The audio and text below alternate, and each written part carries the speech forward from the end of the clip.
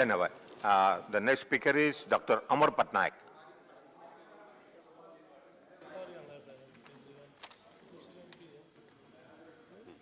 Thank you, Chairman, sir. Sir, the gravity of the topic is evident from the concern expressed by the previous speakers.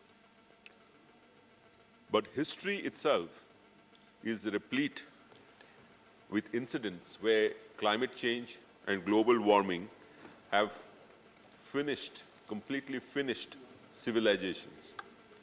History is a spectator to the fact that the entire Mayan civilization, it died because of the depletion of the aquifer which was sustaining that particular civilization.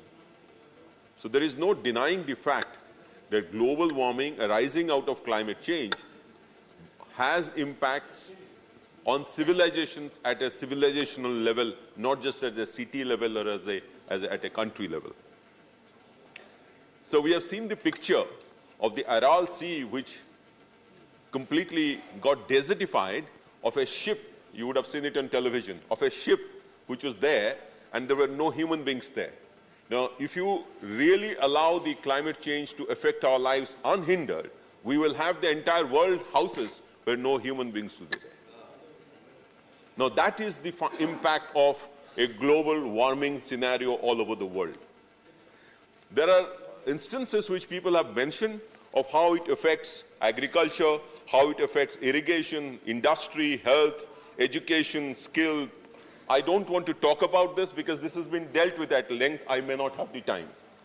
But what I want to say is that even economists, development economists who believe in economic growth alone, like Stiglitz, I've spoken about him in this parliament, they have said that currently the three existential crises in this world are inequity, climate change, and form of democracy.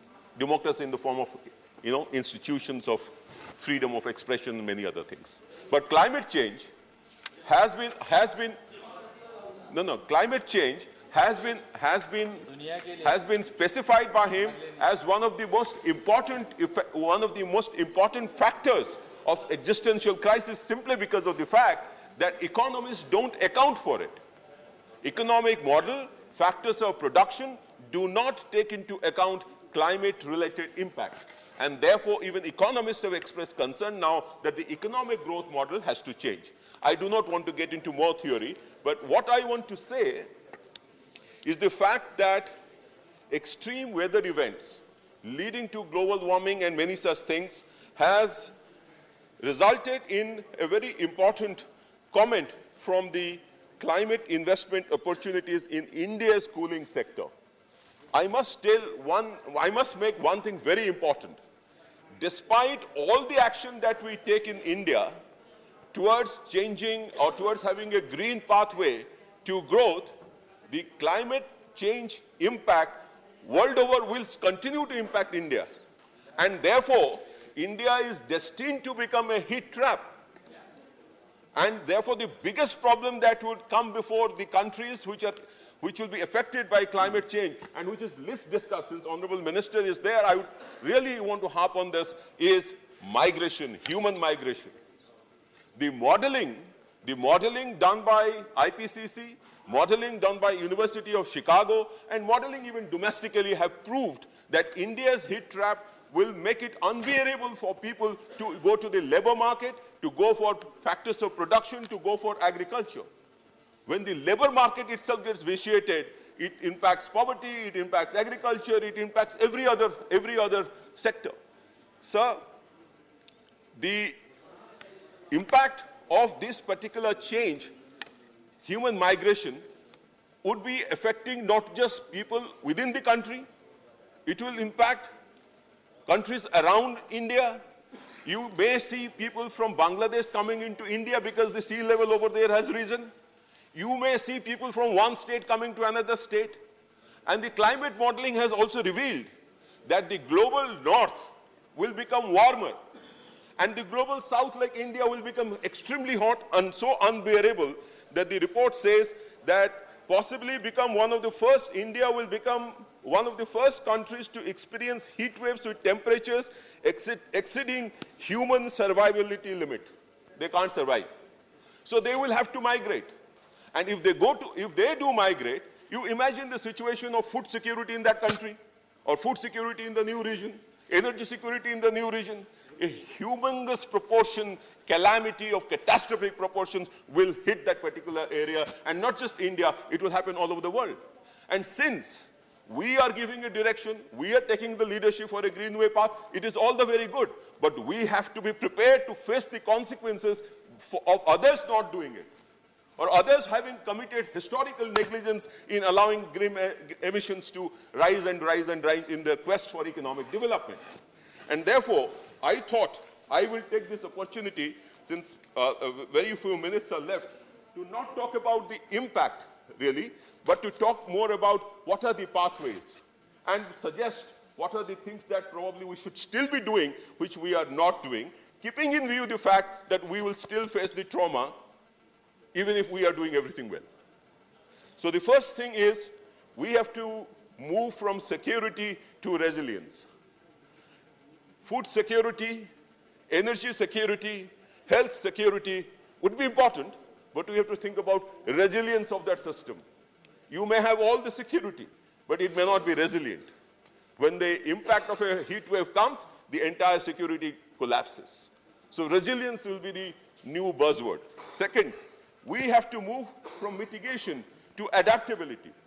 To face those consequences, how do we have to change our life will be something which I'll come to, that is lifestyle changes, but even at a national level, we have to think about changes.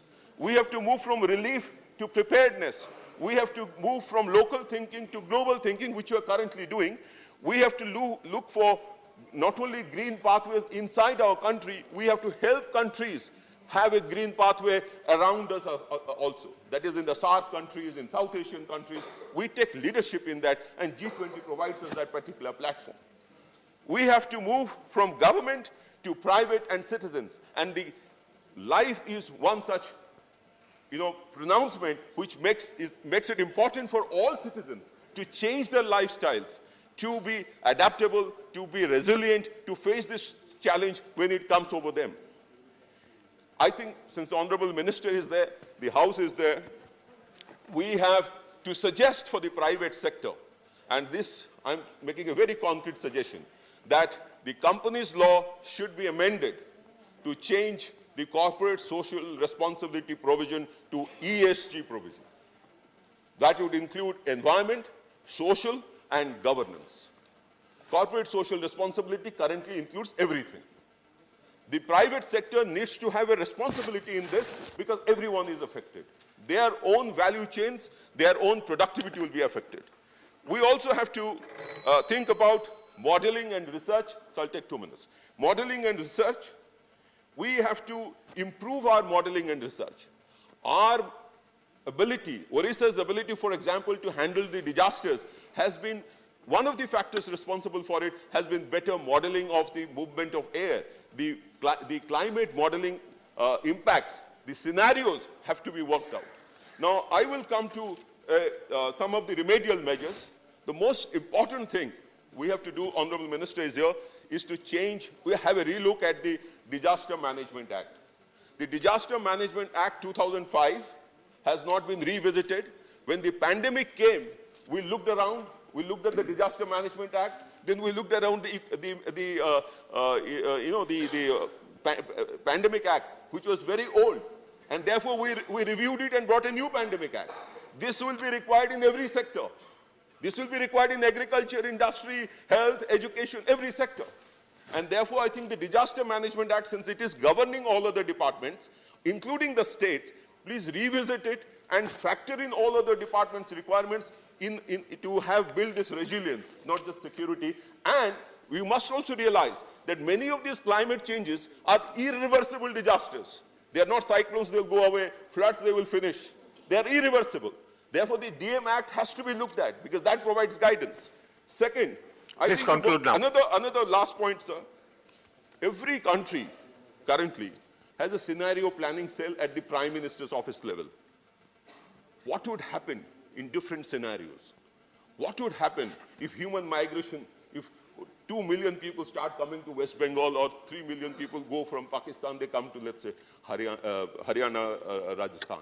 So this scenario planning has to be having the top level commitment. So Prime Minister's office should have a scenario planning cell. It is there in US, UK, Singapore, everywhere it is there. I have been a student in those universities to know that it exists. We should have the same thing at the state level, at the Chief Minister's office level. And lastly, what Orissa has done under Chief Minister Naveen Patnaik's leadership is a small step, but I think it's a giant signal, and that is you need to have climate atlas for every state, climate budget for every state. Then only you will be prepared to face the disaster in all the departments that will face. The last point, sir, Thank you, is, Dr. Patnaik. Last, Your time is the last over. point, sir, is in all these matters in climate impact, you would realize that the poor are disproportionately affected and disproportionately impacted. So inequity keeps on increasing, and that is the first existential crisis that Professor Stiglitz was speaking about. So climate change will lead to inequity. So two existential crises will automatically come in. So we have to address all these things during this discussion on global warming. Thank you so much, sir. Thank you. Honorable members, I have a request from